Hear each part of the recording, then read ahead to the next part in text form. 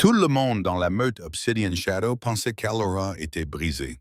Une Oméga sans loup, bonne à rien d'autre qu'à récurer les sols et subir des mauvais traitements.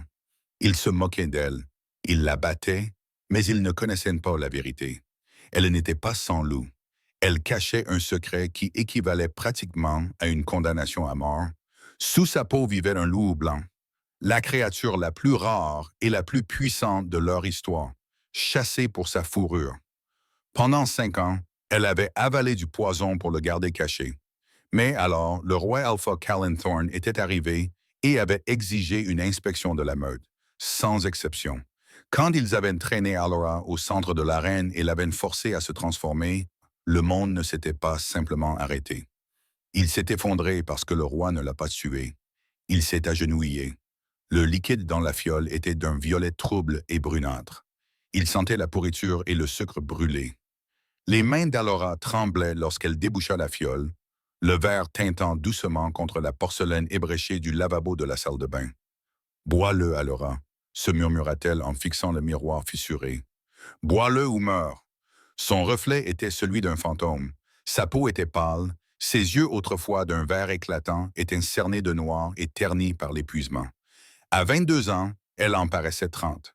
Ses mains étaient rouges et à vif à cause du savon qu'elle utilisait pour récurer les sols de la maison du clan, et son uniforme, un chiffon gris destiné aux omégas les plus humbles, pendait mollement sur son corps famélique.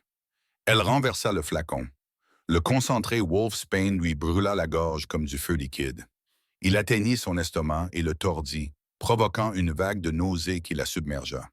Elle agrippa le lavabo, les jointures blanches, vomissant silencieusement. Elle ne pouvait pas le rejeter. Elle devait le garder. Au fond d'elle, sa lueur de loup gémissait. Elle était faible, sous l'effet du poison qu'on leur administrait chaque matin. C'était une torture. C'était comme enchaîner un ouragan dans un bocal en verre. Mais c'était nécessaire. Si la meute Obsidian Shadow savait ce qu'elle était, elle ne serait pas en train de récurer les sols. Elle serait accrochée à un mur. Allura, espèce de rat paresseux, descends ici. La voix aiguë de Seraphina, la fille du bêta, transperça les planches minces du plancher. Ura cacha rapidement la fiole derrière une brique mal fixée dans le mur, s'aspergea le visage d'eau froide et courut. En bas, la cuisine était en plein chaos. De la vapeur s'élevaient des marmites géantes et l'odeur de la venaison rôtie emplissait l'air. Mais derrière la nourriture, il y avait une odeur âcre et piquante d'anxiété. Les membres de la meute étaient tendus. Seraphina se tenait près de l'îlot, impeccable dans une robe en soie rouge qui coûtait plus cher que les revenus d'une vie. Elle avait la bouche cruelle de son père et des yeux qui cherchaient la faiblesse comme un faucon chasse les souris. « Où étais-tu » lança-t-elle en empiétant sur l'espace personnel d'Allura. Elle sentait le parfum cher et la pourriture. « Le roi Alpha arrive dans 3 heures. »« 3 heures. Je nettoyais les toilettes à l'étage, » répondit Seraphina en gardant les yeux fixés sur le sol. Le contact visuel était considéré comme un défi. Les défis lui valaient des coups. Elle ricana et renversa un seau d'eau sale sur le carrelage qui venait d'être séché. « Eh bien, tu as raté un endroit. Nettoie-le et va dans la salle de bal. Mon père veut que l'argenterie soit polie jusqu'à ce qu'il puisse y voir son reflet hideux. » « Oui, Seraphina. » Ura s'agenouilla et attrapa un chiffon. Alors qu'elle épongeait l'eau, elle entendit Seraphina chuchoter à son amie, une gamma nommée Jessica. « Tu arrives à croire que le roi vient vraiment ici ?» chuchota Jessica, l'excitation faisant trembler sa voix. « Le roi Callanthorn. On dit qu'il mesure 2,10 mètres et qu'il a tué 100 brigands à main nue. »« Il ne vient pas pour les renégats, » dit Seraphina avec un sourire suffisant. « Il vient pour trouver une compagne. » L'oracle royal a prophétisé que sa reine se cache dans les territoires du Nord. C'est nous. Elle passa une main dans ses cheveux blonds parfaitement bouclés. Et quand il me verra, il n'aura plus besoin de chercher ailleurs. Le cœur d'Ura s'arrêta de battre. Le roi Callanthorn, l'alpha des alphas, les rumeurs à son sujet étaient terrifiantes. On disait qu'il pouvait sentir la lignée d'un loup rien qu'en le regardant. On disait que son ordre, sa voix, pouvait forcer n'importe quel loup à se transformer contre sa volonté. S'il venait ici, s'il la voyait. Le fléau du loup masquait son odeur. Pour tout le monde ici, elle ne sentait rien, juste un défaut humain né de parents loups-garous. C'est pourquoi il la détestait. Elle était une louve brisée, mais le roi, son pouvoir était ancien. Je dois partir, pensa-t-elle, la panique montant dans sa poitrine. Je dois m'enfuir. Mais elle n'avait ni argent ni voiture, et les frontières de la meute étaient patrouillées par les hommes de main du Beta Marcus. Le père de Marcus Serafina était celui qu'il avait recueilli après la mort de ses parents lors d'une attaque de loups solitaires 5 ans auparavant. Il prétendait que c'était par carité. En réalité, il avait besoin d'une esclave. Aura finit de nettoyer le sol et se précipita vers la salle de bal. Le Beta Marcus était là, aboyant des ordres à un groupe d'Oméga terrifiés. C'était un homme imposant, au cou épais et brutal. Marcus pointa un doigt boudiné vers elle. Aura, ne crois pas que tu vas te cacher dans l'arrière-cuisine pendant l'inspection. Elle se figea. L'inspection, monsieur. Le roi a exigé une inspection complète de la meute. Marcus cracha. Chaque membre, chaque aspirant, chaque serviteur, même ceux qui sont brisés comme toi. Il veut voir la santé de la meute. Il s'approcha, la dominant de toute sa hauteur. Tu te tiendras au dernier rang. Tu garderas la tête baissée et tu ne m'embarrasseras pas avec ta saleté. Si tu le fais, je t'écorcherai moi-même. Son sang se glaça. Une inspection complète signifiait s'aligner. Cela signifiait que le roi passerait devant eux. Cela signifiait être à portée de main du loup le plus puissant de la terre. Luminina s'agita dans son esprit embrumé. Danger. Compagnon. Danger. Aura ignora le deuxième mot. Ce n'était que son délire. J'ai de la fièvre, monsieur. Elle mentit, la voix tremblante. Je suis peut-être contagieuse. Il vaudrait peut-être mieux que je reste dans la cave, gifle. Le dos de sa main frappa sa joue, la projetant sur le sol poli. Le goût cuivré du sang envahit sa bouche. Je ne t'ai pas demandé ton avis, Rat, grogna Marcus. Tu seras là. Maintenant, va polir. Aura se releva péniblement, essuyant le sang de sa lèvre. Il n'y avait pas d'échappatoire. Elle était piégée. Elle ne pouvait qu'espérer que le remède contre les loups serait assez puissant pour tromper un roi. L'allée du domaine Obsidian Shadow était bordée de membres de la meute. Les guerriers se tenaient devant, le torse bombé, essayant de paraître redoutables.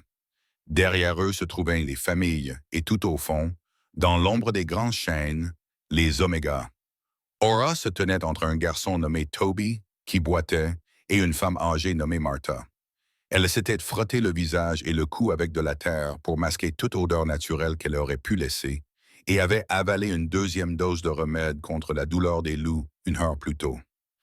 Elle avait l'impression que son estomac était rongé par l'acide. Elle était étourdie, en sueur et tremblante. « Reste calme, ma fille, » murmura Martha en lui glissant sa main rugueuse dans la sienne. « Ne le regarde pas dans les yeux. Les rois ne remarquent pas les poussières comme nous. » Aura lui serra la main, reconnaissante pour la seule gentillesse qu'elle avait connue depuis des années. « J'espère que tu as raison, Martha. » Le bruit des moteurs grondait au loin, un grognement sourd qui faisait vibrer la semelle de ses chaussures usées. Un silence s'abattit sur la foule. Même les oiseaux semblaient avoir cessé de chanter.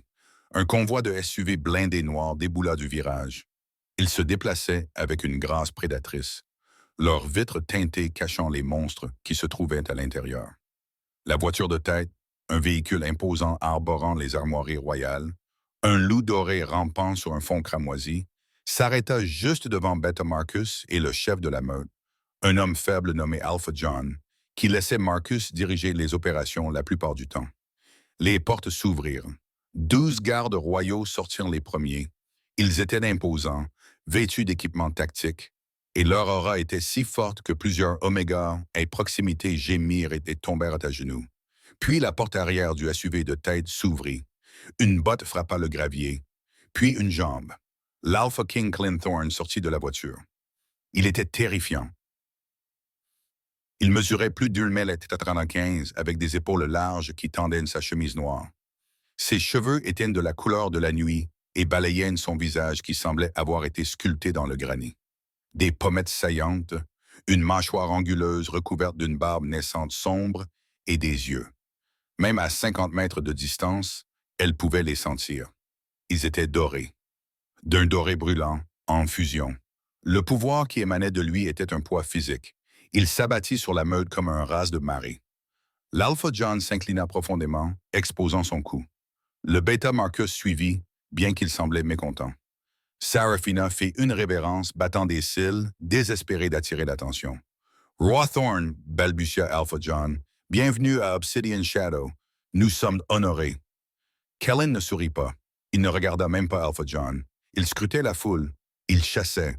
L'oracle était précis, dit Kellen. Sa voix était un baryton grave qui vibrait dans la poitrine d'Allura, faisant hurler de douleur le loup qu'elle réprimait. Elle est ici. Je peux sentir son attraction. Elle, Alpha John demanda, perplexe. Ma fille est à l'université. Votre Majesté. Mais ce n'est pas votre fille, rétorqua Kellen. Il se mit à marcher. Il ne se dirigea pas vers les guerriers. Il ne se dirigea pas vers les membres haut placés. Il marcha tout droit dans l'allée centrale, se dirigeant vers le fond, vers les serviteurs.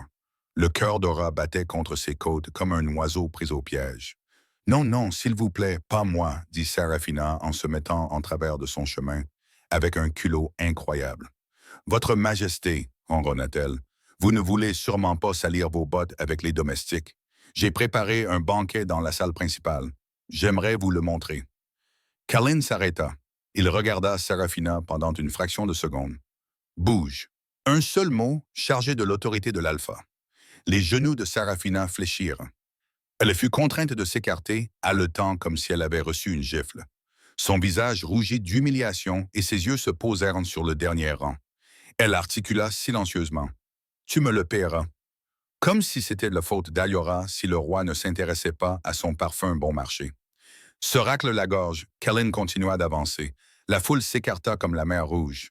Il se rapprochait, 20 mètres, 10 mètres. Aura fixait ses bottes, en cuir noir, polies jusqu'à briller comme un miroir. Il s'arrêta, il se tenait juste devant elle. L'air autour de lui sentait le cèdre et l'ozone, l'odeur d'un orage sur le point d'éclater. C'était la chose la plus enivrante qu'elle ait jamais sentie. Malgré le poison dans ses veines, Luminina gratta les murs mentaux qu'elle avait construits. « Mon compagnon » cria-t-elle. « Mon compagnon est là. » Aura renforça ses protections mentales. « Tais-toi » la supplia-t-elle. « Il va nous tuer. Regarde-moi » ordonna le roi. Il ne s'adressait pas à la foule. Il s'adressait à elle. Elle trembla. Si elle le regardait, il verrait son défi. Il verrait son intelligence. Il verrait de la louve. « Je t'ai dit de me regarder. » Sa main se tendit. Ses doigts chauds et rugueux relevèrent son menton. Elle fut contrainte de croiser son regard. L'or rencontra le verre. Le temps s'arrêta. Les bruits de la meute s'estompèrent. Il n'y avait plus qu'elle et lui. Elle vit ses pupilles se dilater, engloutissant l'or. Elle vit une lueur de confusion, puis une intense curiosité brûlante. « Comment vous appelez-vous » demanda-t-il doucement. « Yora » murmura-t-elle. « Justa, votre Majesté. » Il fronça les sourcils et se pencha vers elle. Il inspira profondément juste au creux de son cou. Elle tressaillit. Il sentait la maladie, la pourriture de la douleur du loup. « Vous êtes malade, » dit-il, sa voix passant de l'autorité à l'inquiétude. « Vous sentez la mort. »« J'ai un problème de santé, monsieur, » balbutia-t-elle, récitant le mensonge qu'elle avait perfectionné. « Mon sang est faible. Je n'ai pas de loup. » Kellen plissa les yeux. Il ne la croyait pas. Elle pouvait le voir. Il pouvait sentir le vide là où son odeur aurait dû se trouver, mais il pouvait aussi sentir quelque chose en dessous. « Pas de loup, » murmura-t-il. « Alors pourquoi mon loup veut-il déchirer ce monde pour te protéger? » La foule retint son souffle. Le bêta Marcus s'avança, le visage violet de rage. « Votre Majesté, c'est une servante, une infirmière. Elle vous ment. Elle n'est rien. » Kellen ne détourna pas les yeux d'elle. « C'est moi qui jugerai ce qu'elle est. » Il relâcha son menton, mais son regard s'attarda sur ses lèvres. L'inspection va se poursuivre. Mais celle-ci, il s'éclaircit la gorge, il la désigna du doigt. Elle s'avance. Je veux la voir se transformer. Son sang se glaça. Votre Majesté, je ne peux pas. Je vous ai dit que je n'avais pas de loup. Chaque créature a un esprit, dit Kellen d'une voix plus dure. Ce soir, sous la lune rouge, nous verrons le tien. Si vous n'avez vraiment pas de loup en vous, vous n'avez rien à craindre. Mais si vous cachez quelque chose à votre roi, la menace resta en suspens. Il se retourna et s'éloigna, sa cape flottant derrière lui. Aura resta là, paralysée. Le poison du loup avait empêché la transformation. Oui, mais la lune rouge forçait la transformation même chez les loups les plus faibles. Et avec l'ordre alpha du roi en plus, La dose qu'elle avait prise ne serait pas suffisante. Si elle se transformait ce soir, elle ne deviendrait pas seulement un loup. Elle deviendrait le loup blanc, la légende, la cible, et elle se transformerait juste devant l'homme qui les gouvernait tous. Le soleil commença à se coucher, projetant de longues ombres sanglantes sur l'arène d'entraînement. La meute des ombres d'obsidienne avait transformé le ring de combat poussiéreux en un spectacle. Des torches bordaient le périmètre, leurs flammes léchant le ciel qui s'assombrissait. Alora était détenue dans un enclos avec les autres jeunes loups suspects, qui n'avaient pas encore changé, et les anciens. Mais contrairement à eux, elle était gardée. Deux des hommes de main de Marcus se tenaient près de la porte, la surveillant. Regarde-la. L'un d'eux ricana, tremblant comme une feuille. Le roi va probablement l'exécuter pour lui avoir fait perdre son temps. J'espère qu'il nous la donnera d'abord. L'autre rit. Elle était assise dans la poussière, serrant ses genoux contre elle. Elle avait essayé de s'enfuir. Immédiatement après la mise en place, elle s'était précipitée vers les bois. Mais Marcus l'avait anticipé. Ses hommes l'avaient plaquée au sol avant même qu'elle n'atteigne la liane. Ils lui avaient confisqué sa fiole de poison de loup. Elle commençait à être en manque. L'effet du poison s'estompait. La fièvre avait laissé place à une profonde démangeaison sous sa peau. Elle avait l'impression que ses os vibraient. Luminina se réveillait et elle était en colère. « Laissez-moi sortir », grogna-t-elle dans son esprit. « Ils nous menacent, nous les tuons. »« Non », Ura réfléchit frénétiquement. « Si tu sors, nous mourrons. »« Kallen te verra. Kallen est ton compagnon, » rétorqua-t-elle. « Kallen est un roi qui exécute les anomalies pour maintenir la paix. » Les tambours se mirent à battre. Les agents de la saisirent par les bras et la traînèrent hors de l'enclos. « C'est l'heure du spectacle, mon monstre. » L'arène était bondée. Des gradins avaient été installés et remplis de centaines de membres de la meute. Au centre, sur une estrade surélevée, le roi Alpha Kallen était assis sur un trône de velours. Alpha John et Beta Marcus étaient assis en dessous de lui, se racle la gorge. Kallen avait l'air ennuyé tandis qu'il regardait les jeunes loups se transformer un par un. Un garçon se transformant en loup brun. Kallen hocha la tête. Une fille se transforma en loup gris. Il lui fit signe de s'éloigner. Il attendait. Lorsque les gardes la traînèrent au centre du ring, la foule se tut. La terre était froide sous ses pieds nus. Elle ne portait qu'une fine robe blanche et tremblait dans l'air nocturne. La lune se levait. Elle était énorme, lourde et teintée d'un rouge rouille profond. La lune de sang. L'attraction fut instantanée. Un cri monta dans sa gorge alors que ses os commençaient à s'échauffer. Elle avait l'impression que sa moelle osseuse était en ébullition. Sans les suppresseurs, la transformation était rapide et violente. Alora Vance Beta Marcus annonça d'une voix amplifiée par un micro qu'elle était accusée de tromperie et de ne pas être une loupe-garou. Kallen se leva. Il marcha jusqu'au bord du dais et la regarda. La distance entre eux semblait inexistante. « La lune t'appelle », dit Kallen doucement, mais sa voix résonna dans l'arène silencieuse. « Ne résiste pas. Montre-moi qui tu es. »« Je ne peux pas », cria-t-elle en tombant à genoux, une douleur spasmodique lui déchirant la colonne vertébrale. « Ne me forcez pas à me transformer, s'il vous plaît, » rugit Marcus. Il sortit une matraque électrique de sa ceinture et la lui enfonça dans les côtes. Des décharges électriques la traversèrent. Elle hurla en cambrant le dos. La douleur brisa sa concentration. Les murs qu'elle avait érigés autour de Luminina s'effondrèrent. « Assez !» Kallen rugit en sautant du dais. Il tenta d'arrêter Marcus, mais il était trop tard. Le déclencheur avait été actionné. Son dos se courba. Le bruit des os qui se brisaient résonna dans l'arène, aussi fort que des coups de feu. La foule halta d'horreur, car d'habitude, la transformation était fluide. Celle-ci était violente. C'était 5 années de répression qui se brisaient d'un seul coup. Elle hurla une dernière fois, un son qui passa de l'humain à l'animal. À mi-chemin, sa vision devint rouge. Elle sentit sa mâchoire s'allonger, ses dents s'aiguiser jusqu'à devenir acérées comme des rasoirs. Ses mains s'enfoncèrent dans la terre, se transformant en pâte massive. De la fourrure jaillit de sa peau. Pas le brun d'un travailleur, pas le gris d'un guerrier, pas le noir d'un alpha. Elle était blanche, d'un blanc de diamant aveuglant. Elle secoua sa tête massive, faisant tomber les lambeaux de ses vêtements humains. Elle se leva sur ses 4 pattes. Elle était énorme, plus grande que n'importe quelle louve, presque de la taille d'une alpha. Sa fourrure brillait au clair de lune, contrastant avec la terre sombre de la reine. Un halètement collectif aspira l'air du stade. Silence. Un silence absolu et terrifié. Une louve blanche. La marque de la royauté.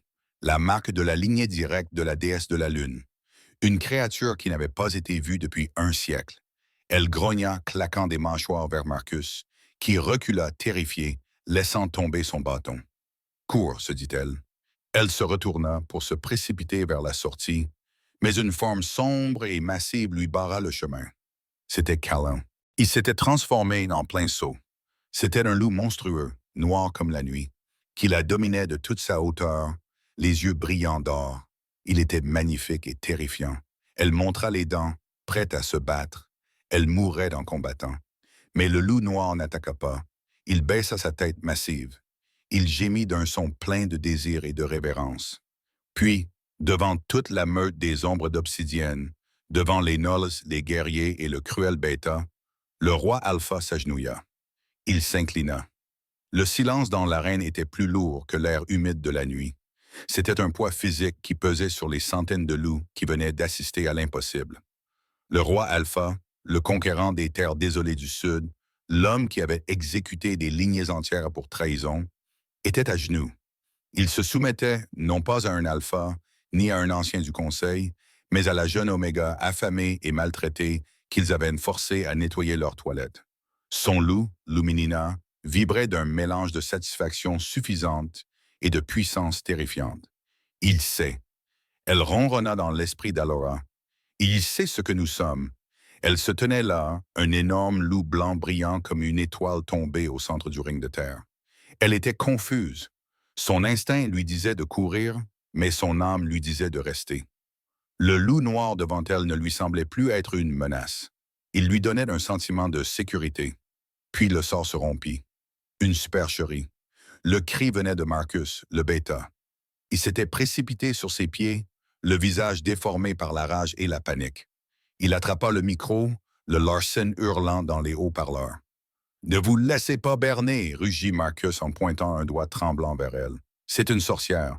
Elle a utilisé un sort d'illusion. Aucun Oméga ne se transforme en loup blanc.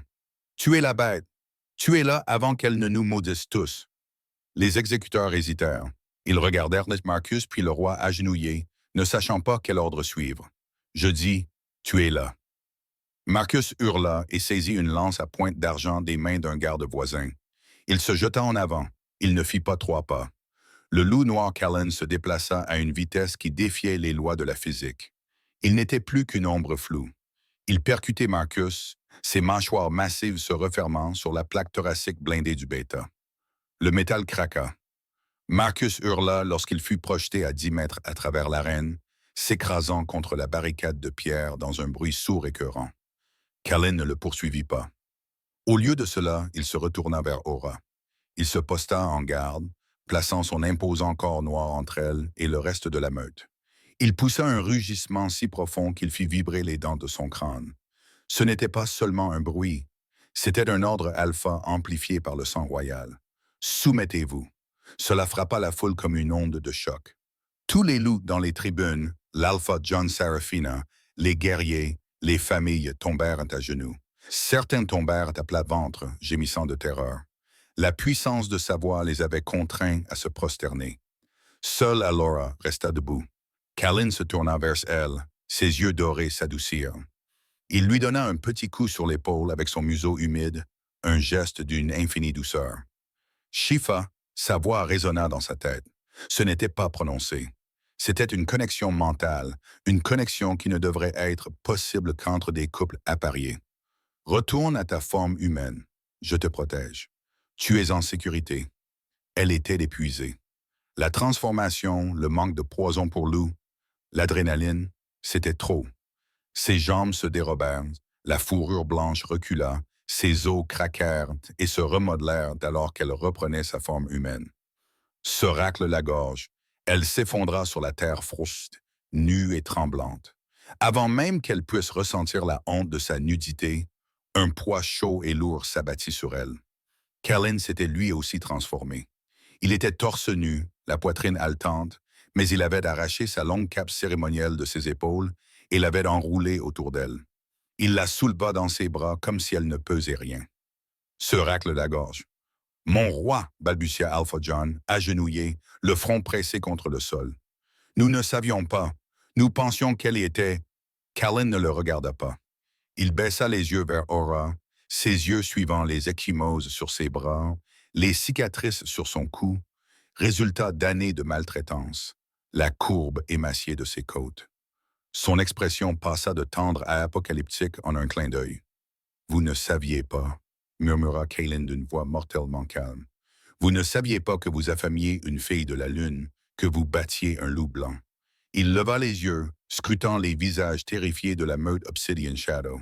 « Priez vos dieux, » dit Callan, sa voix résonnant dans l'arène silencieuse, « car je vais réduire cette meute en cendres, et je commencerai par tous ceux qui ont levé la main sur elle. » Il se retourna et se dirigea vers les SUV qui attendaient, la portant contre sa poitrine. Alors qu'elle sombrait dans l'inconscience, la dernière chose qu'elle vit fut le visage de Seraphina dans la foule. Elle ne regardait pas le roi. Elle regardait et son expression n'était pas de la peur. C'était de la haine meurtrière à l'état pur. Aura se réveilla dans un lit plus moelleux que les nuages. Pendant un instant, elle paniqua. Elle chercha son seau et son chiffon, s'attendant à entendre Seraphina lui crier de se réveiller. Mais ses mains touchèrent des draps de soie et non de la pierre froide. Doucement, petite louve. Elle se redressa d'un bond. Elle se trouvait dans une immense pièce. Les murs étaient en verre et donnaient sur une forêt dense et brumeuse qui s'étendait à perte de vue. Un feu crépitait dans une cheminée en pierre. Et assis dans un fauteuil en cuir près du lit se trouvait le roi Callan. Il avait l'air différent. Il s'était lavé et avait enfilé une chemise noire propre, mais son intensité était toujours là. Il la regardait comme si elle était un diamant rare qu'il craignait de briser. « Où suis-je » demanda-t-elle d'une voix rauque. Sa gorge était irritée. « Tu es dans l'aile royale de la maison d'hôte obsidienne, » répondit Callan. Il se leva, versa un verre d'eau et le lui tendit. « Bois, tu es gravement déshydraté. » Elle prit le verre, les mains tremblantes. « Tu ne m'as pas tué. » Callan eut un rire sombre et sec. Il s'assit sur le bord du lit, prenant soin de ne pas la toucher. « Te tuer, Aura? As-tu la moindre idée de ce que tu es? » Elle baissa les yeux vers le verre d'eau. « Je suis un monstre, un défaut génétique. C'est ce que Marcus a dit. Marcus est un imbécile qui suppliera qu'on le tue avant que j'en aie fini avec lui. » Callan grogna. Il prit une profonde inspiration pour maîtriser sa colère. « Aura, regarde-moi, dit. » Elle croisa son regard doré. « Tu n'es pas une anomalie, dit-il fermement. Tu es une louve blanche. Dans les anciennes légendes d'avant les guerres, les louves blanches étaient les reines. Elles étaient le lien direct avec la déesse de la lune. Elles étaient les guérisseuses, les pacificatrices et les destructrices. » Il fit une pause. « Ils ont disparu il y a environ 100 ans, du moins c'est ce que nous pensions. Elle avait la tête qui tournait. Mais mes parents, c'étaient des loups normaux, des oméga. » Callan secoua la tête. « J'ai demandé à mes enquêteurs de fouiller dans ton dossier pendant que tu dormais. Tes parents ont été retrouvés morts il y a 5 ans. Oui, mais ce n'étaient pas tes parents. Les tests ADN l'ont confirmé ce matin. » Elle se figea. « Quoi? Tu as été volée, Laurie. » Bruxellé. « Laura, » dit doucement Callan, « tu as été enlevée quand tu étais petite. Quelqu'un savait ce que tu étais. Ils t'ont caché dans la meute d'obsidienne, t'ont enterré dans la saleté et les mauvais traitements pour masquer ton odeur, pour te garder faible afin que tu ne te manifestes pas. »« Pourquoi? » murmura-t-elle, les larmes lui piquant les yeux. « Pourquoi aurait-il fait ça? »« Parce que, » dit Callan, sa main s'étendant enfin pour écarter une mèche de cheveux de son visage. Des étincelles jaillirent là où sa peau toucha la sienne. Le lien entre les compagnons s'enflamma.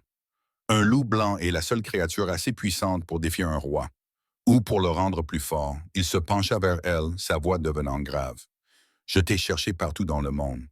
Non pas à cause d'une prophétie, mais parce que mon âme a été à moitié vide toute ma vie. Quand je t'ai vu dans cette saleté, je n'ai pas vu une servante.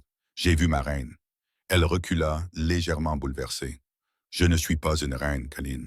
Je ne sais pas comment régner. Je sais nettoyer les sols. Je sais me cacher. Alors je t'apprendrai, jura-t-il. Mais d'abord, nous devons rétablir l'équilibre. » La porte s'ouvrit. Un garde royal entra et s'inclina profondément. Votre Majesté, le tribunal est prêt. Les prisonniers sont sous bonne garde. Les yeux de Callan devinrent durs comme de la pierre. Il se leva et lui tendit la main. Viens, dit-il. Tu t'es caché pendant 5 ans. Aujourd'hui, tu cesses de te cacher. Aujourd'hui, tu juges. Je n'ai rien à me mettre, murmura-t-elle en regardant le t-shirt trop grand qu'elle portait. Callan sourit, un sourire terrifiant de loup. J'ai pris la liberté. Il claqua des doigts. 2 servantes entrèrent, portant une robe. Ce n'était pas une robe douce et à froufrou. C'était de la soie noire, structurée et vive, avec des fils d'argent qui ressemblaient à une armure. Mets ça, dit Callan. Habille-toi comme le bourreau que tu as mérité d'être. La grande salle de la meute Obsidian Shadow avait été transformée il y a seulement 24 heures. C'était la pièce où Allura avait passé des années à 4 pattes à frotter les taches de vin et la boue sur les dalles jusqu'à ce que ses doigts saignent. Elle connaissait chaque fissure de ce sol. Elle savait quelles dalles étaient lâches et lesquelles conservaient le plus longtemps le froid. Aujourd'hui, elle ne nettoyait pas le sol. Elle régnait depuis les hauteurs. Un dais surélevé avait été érigé pendant la nuit, drapé du velours cramoisi et doré de la maison royale. 2 trônes y étaient installés. L'un était occupé par le roi Callan, statue sombre et menaçante, incarnation du pouvoir et de la grâce meurtrière. L'autre était occupé par elle. Elle ajusta la jupe de la robe de soie noire que Callan lui avait fournie. Elle était structurée comme une armure, rigide et imposante, tissée de fils d'argent qui reflétaient la lumière des torches. Autour de son cou se trouvait le collier royal, un lourd bandeau de platine et d'obsidienne qui la désignait comme l'épouse du roi. Il était lourd, un rappel physique de l'élévation soudaine et terrifiante de son rang. « Es-tu prête ?» La voix de Callan était un grondement grave qui ne s'adressait qu'à elle. Il tendit sa grande main chaude pour recouvrir ses doigts tremblants. Elle le regarda. Les yeux dorés qui terrifiaient les nations étaient doux lorsqu'il la regardait. « Je ne sais pas si je peux faire ça, Callan. Hier, j'étais un fantôme. Aujourd'hui, je suis... Se racle la gorge, ça. Tu n'as jamais été un fantôme, Aura, répondit-il en effleurant ses jointures avec son pouce. Tu étais une tempête qui attendait de se déchaîner. Et maintenant, l'heure de la foudre a sonné. Il fit signe aux gardes royaux postés devant les imposantes portes en chaîne. Faites-les entrer. Les portes s'ouvrirent dans un grincement. Le bruit des chaînes traînant sur la pierre résonna dans la salle silencieuse. Toute la meute, des centaines de loups, qui l'avaient autrefois ignoré ou craché dessus, se tenaient le long des murs, la tête baissée, terrifiés à l'idée de faire du bruit. Beta Marcus et sa fille Seraphina furent traînés à l'intérieur. Ils ressemblaient à des dieux déchus. Marcus, d'habitude impeccable dans ses costumes, était réduit à son maillot de corps, le bras en écharpe là où Callan l'avait brisé. Son visage était couvert d'échymoses. Seraphina, la princesse de la meute, était pieds nus. Sa robe rouge coûteuse était déchirée, ses cheveux blonds en bataille. Mais alors que Marcus sentait la peur aigre, Seraphina sentait autre chose. Une haine âcre et brûlante. Ils furent forcés de s'agenouiller au centre de la pièce, juste devant le dais. « Beta Marcus, comment ça, Callan? » Sa voix n'avait pas besoin d'être forte pour porter. La domination acoustique d'un roi alpha remplissait chaque recoin de la pièce. Vous êtes accusé de haute trahison envers la couronne, de crimes contre l'espèce et de torture illégale d'une lignée royale. Marcus leva les yeux, le front couvert de sueur. « Votre Majesté, je vous en prie, c'est un malentendu. Je ne savais pas ce qu'elle était, je le jure sur ma vie. Je pensais qu'elle était une vagabonde, une errante que nous avions recueillie par charité. » Charity prit la parole. Sa voix était tremblante au début, mais elle se raidit, puisant dans la colère qui couvait depuis 5 ans. Est-ce que de la charité que de nourrir un enfant avec les restes de la gamelle du chien? Est-ce que de la charité que de la battre quand elle tousse? Est-ce de la charité que de l'empoisonner chaque matin pour la maintenir faible? Marcus tressaillit en entendant sa voix. Il la regarda, et pendant une seconde, elle vit l'ancien rictus essayer de refaire surface avant d'être écrasé par la réalité de sa situation. « Héra, » murmura-t-il en essayant d'esquisser un sourire pathétique. « J'ai été dur, oui, mais je t'ai donné un toit. Je t'ai donné un foyer alors que personne d'autre ne voulait de toi. » « Menteur, » Callan grogna. Il fit signe à un enquêteur royal qui se tenait à côté, qui s'avança, tenant un épais registre relié de cuir. « Nous avons trouvé ceci dans votre coffre-fort privé. » « Marcus, dit Callan, Les yeux brûlants d'or. C'est un registre généalogique datant d'il y a 5 ans. Vous avez traqué les parents. Vous avez organisé l'attaque des renégats qui les a tués. Et il y a ici une note écrite de votre main. Le sujet est la souche blanche. Contenir à tout prix. Briser l'esprit. Conserver le sang. Croiser avec la lignée de Sarafina lorsqu'elle aura l'âge. Un murmure parcourut la pièce. Les membres de la meute échangèrent des regards horrifiés. Ce n'était pas seulement de la maltraitance. C'était un complot calculé depuis 10 ans pour voler le trait génétique le plus puissant de l'histoire des loups-garous. Tu savais, murmura-t-elle, submergée par l'horreur. Tu ne m'as pas gardé parce que tu avais besoin d'une servante. Tu m'as gardé parce que tu voulais m'utiliser comme poulinière pour tes petits-enfants. Le visage de Marcus devint gris. Il savait qu'il ne pouvait pas se sortir de cette situation avec des preuves écrites. C'est une arme. Marcus se mit soudain à hurler, se jetant contre ses chaînes. De la salive jaillit de sa bouche. Un loup blanc est trop puissant. Si elle n'avait pas été réprimée, elle aurait défié la hiérarchie. Je l'ai faite pour la stabilité. Je l'ai faite pour la meute. Tu l'as faite pour toi-même, dit Colin d'une voix neutre et définitive. Et tu as échoué. Colin se leva, tirant l'épée cérémonielle à sa hanche. Marcus de l'ombre d'obsidienne. Pour les crimes de trahison et d'enlèvement, je te condamne à mort. Tu seras emmené au cimetière et exécuté par la garde royale. Marcus se mit à gémir d'un son aigu et pathétique tandis que les gardes le traînaient dehors. Il donnait des coups de pied et criait, suppliant Alpha John, suppliant la meute, suppliant n'importe qui de l'aider. Personne ne bougea. Il fut traîné dehors à la lumière du soleil, ses cris s'évanouissant lorsque les lourdes portes se refermèrent. Puis il y eut le silence. Callan se rassit et tourna son regard vers la fille agenouillée sur le sol. « Et toi, dit-il, Sarafina. » Sarafina ne tremblait pas, elle ne pleurait pas. Elle leva lentement la tête, écartant ses cheveux de ses yeux. Son regard se fixa sur lui. Il était hagard, voilé par une illusion si profonde qu'elle l'effrayait plus que les cris de son père. « Tu as l'air ridicule, » cracha Sarafina. Sa voix était rauque mais claire. « Cette robe coûte plus cher que ta vie. Tu n'es qu'un rat enveloppé de soie.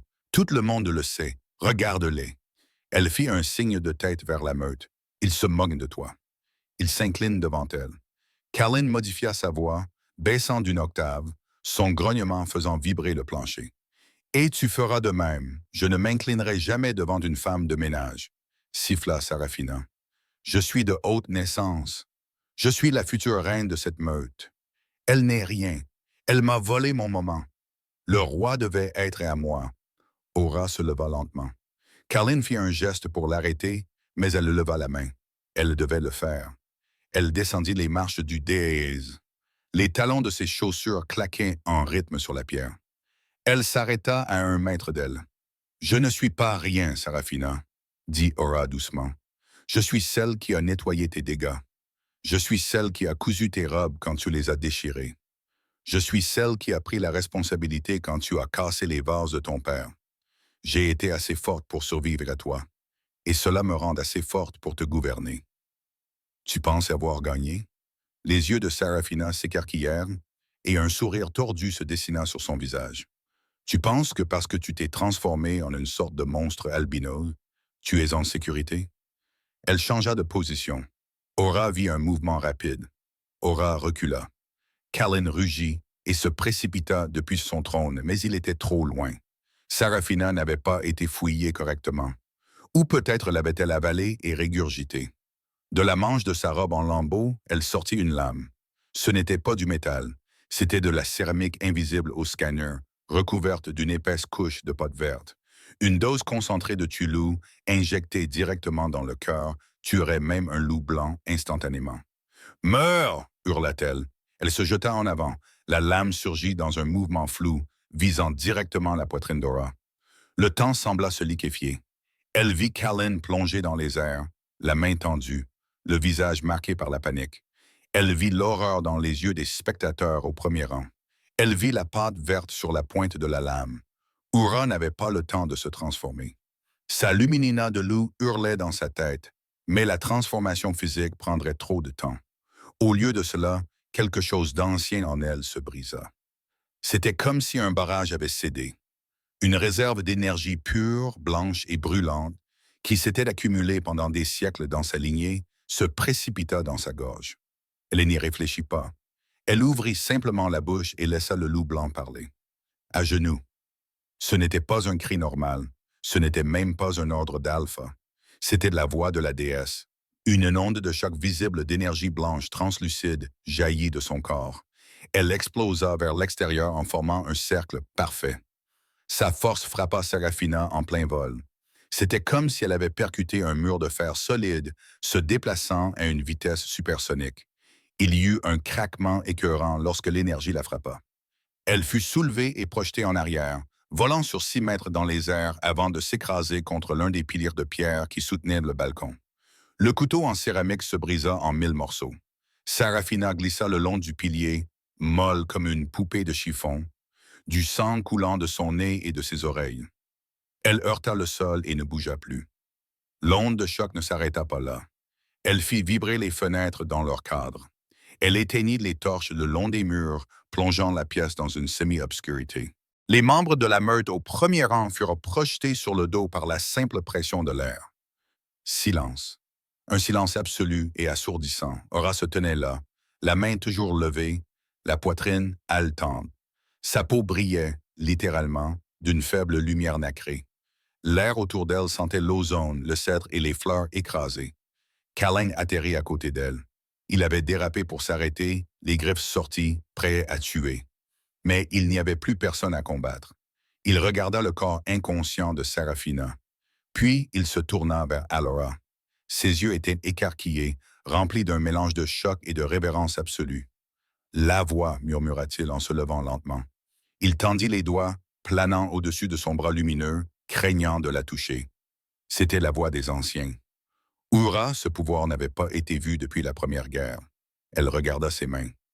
La lueur s'estompait, se retirant sous sa peau, ses genoux se mirent soudain à trembler. Je ne voulais pas la frapper aussi fort, elle balbutia, l'adrénaline retombant. Je voulais juste qu'elle s'arrête. Elle a tenté d'assassiner une reine, dit Kellyn, la voix redevenant dure alors qu'il regardait les gardes. Vérifiez. 2 gardes coururent vers Serafina. L'un d'eux vérifia son pouls. Elle est en vie, votre majesté. Le garde s'écria, bien que sa voix tremblât. Mais ses côtes sont brisées. Elle est dans le coma. Tant de mieux. Kellyn cracha. Qu'elle se réveille dans les cellules silencieuses. Qu'elle passe le reste de sa misérable vie dans une cage, se souvenant du moment où elle a tenté de frapper la lune et s'est brisée à la place. Il se retourna pour enrouler fermement ses bras autour de sa taille. Il pouvait la sentir trembler et il la serra contre lui, lui offrant sa force. « Regarde, Lalora » ordonna-t-il doucement. Elle regarda dans le hall. La meute d'ombre d'obsidienne n'était plus debout. Tous les loups, des anciens aux plus jeunes, étaient à terre. Ils ne se contentaient pas de s'incliner. Se racle la gorge. Ils se prosternaient, le visage pressé contre la pierre froide, le corps à plat. Ils avaient senti le pouvoir. Ils savaient sans l'ombre d'un doute qu'elle n'était pas seulement une figure politique. Elle n'était pas seulement la femme du roi. Elle était une force de la nature. « Levez-vous, murmura-t-elle. Ils ne l'entendirent pas. « Levez-vous, rugit Kellyn, sa voix résonnante dans la salle. Lentement, tremblant, les membres de la meute se relevèrent, mais personne ne la regardait dans les yeux. Ils regardaient ses pieds, l'ourlet de sa robe. Ils étaient terrifiés. « Ne la craignez pas, » dit Kellyn à la foule, la voix pleine de fierté. « Voici votre reine. Elle brise les chaînes. Elle est la lumière dans l'ombre, et tant que vous lui resterez fidèle, son pouvoir sera votre bouclier. » Il se tourna vers elle et lui releva le menton pour qu'elle le regarde dans les yeux. « Rentrons à la maison, Ora, dit-il doucement. Tu as suffisamment jugé pour toute une vie. » Elle acquiesça et se blottit contre lui. Alors qu'ils quittaient la grande salle, laissant derrière eux le corps inconscient de son bourreau, elle comprit quelque chose. La fille qui récurait les sols était morte. Le loup blanc était enfin arrivé. 3 mois s'étaient écoulés depuis le jour où les sols de la maison de la meute de l'ombre d'obsidienne avaient tremblé sous la voix d'une déesse. La capitale royale, la citadelle d'argent, trônait haut dans les sommets nordiques, une forteresse de marbre blanc et de vert qui semblait flotter au-dessus des nuages. L'air était différent ici. Il ne sentait pas le nettoyant industriel, les caves humides ou la peur. Il sentait la neige des pins et la liberté absolue. Ora se tenait sur le balcon de la suite royale, les mains posées sur la balustrade de pierre froide. En dessous d'elle, la ville s'étendait comme une couverture d'étoiles, des milliers de lumières scintillant dans le crépuscule. Elle se regarda. Les haillons gris de l'Oméga avaient disparu. Elle portait une robe en velours blanc épais brodée de fils d'argent qui formaient des loupes complexes courant le long de l'ourlet. Se racle la gorge. Ses cheveux, autrefois cassants et ternes à cause de la malnutrition, tombaient maintenant en cascade dans son dos en vagues épaisses et brillantes, sentant le jasmin et le miel.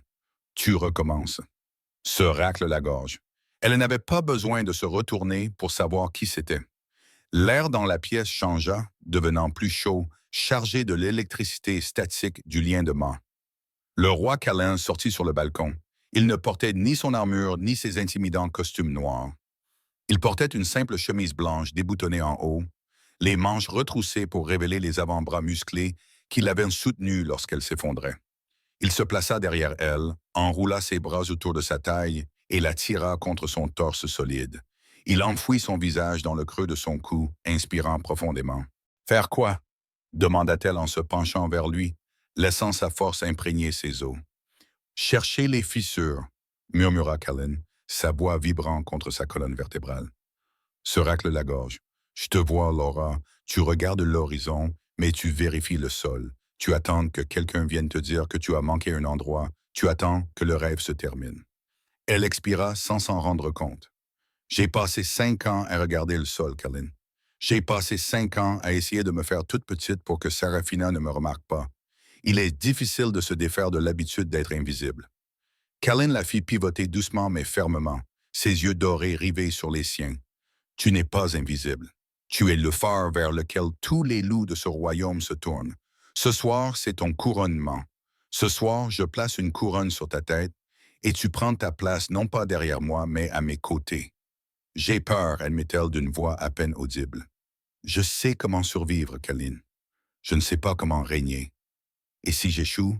Et si je ne suis pas la reine qu'il croit que je suis? » Callan lui adressa un sourire rare et doux qu'il réservait uniquement pour elle. « Un tyran règne avec certitude, dit-il. Une vraie reine règne avec doute, car cela signifie qu'elle se soucie des conséquences. Tu sais ce que c'est que d'avoir faim, Ayora. Tu sais ce que c'est que d'avoir froid. Tu sais ce que c'est que d'être impuissante.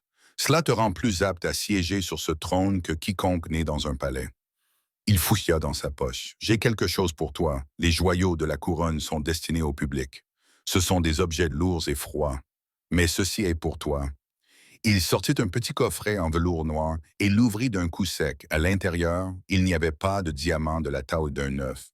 Ce n'était pas un rubis ni une émeraude. C'était une bague simple et élégante, forgée en or blanc. Au centre était sertie une pierre brute, non polie. De l'obsidienne? Elle le regarda, perplexe. « C'est la pierre de mon ancienne meute. »« C'est du verre volcanique, » corrigea Callan en glissant la bague à son doigt. Elle lui allait parfaitement. Elle est créée lorsque la terre et le feu entrent en collision. Elle naît de la pression et de la chaleur. Elle est sombre, certes, mais si tu la tiens à la lumière, il leva sa main vers la lune. La pierre noire brute captura soudainement la lumière, scintillant d'une netteté translucide cachée. « Elle brille, » conclut-il, « tout comme toi.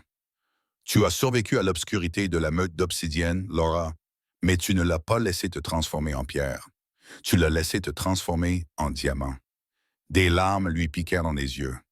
Elle regarda la bague, souvenir de ses origines et promesse de son avenir. « Je t'aime, Callan, » murmura-t-elle. « Et je t'aime, Aura, » répondit-il en se penchant pour effleurer ses lèvres des siennes. « Ma louve blanche, ma reine, ma vie. » Le baiser fut lent et profond, scellant la promesse entre eux. Ce n'était pas seulement un baiser passionné, c'était un baiser de partenariat. Quelque part au loin, depuis les casernes en contrebas, un loup hurla, puis un autre encore. Un chœur de hurlements s'éleva de la ville, une chanson de célébration pour le couronnement. Elle s'écarta, regardant le royaume qu'elle devait désormais protéger. Elle ferma les yeux et puisa au plus profond d'elle-même, trouvant le loup blanc qui avait été enfermé pendant si longtemps. Elle ne se cachait plus. Elle se tenait debout, la fourrure brillante, l'esprit intact. Elle rejeta la tête en arrière et laissa sa réponse s'échapper. Son hurlement déchira l'air nocturne, pur, puissant et imposant. Il s'harmonisa avec le rugissement grave de Callan, le loup blanc et le roi noir chantant ensemble. Elle avait caché sa véritable nature pendant 5 ans pour survivre. Mais ce soir-là, sous le regard de la lune, elle était certaine d'une chose. La dissimulation était terminée. Le règne du loup blanc avait commencé. Et voilà l'histoire d'Allura et du loup blanc. D'une oméga qui récurait les sols à la reine la plus puissante que le monde ait jamais connue, prouvant que peu importe la quantité de saleté qu'on vous jette dessus, un diamant brille toujours. Si vous avez aimé cette histoire de vengeance, de magie et de romance, n'hésitez pas à cliquer sur le bouton «J'aime». Cela aide vraiment la chaîne. Et n'oubliez pas de vous abonner et d'activer la cloche pour ne jamais manquer une nouvelle histoire. Selon vous, quelle devrait être la première reine d'Aurora Laura? Faites-le moi savoir dans les commentaires ci-dessous. Se racle la gorge.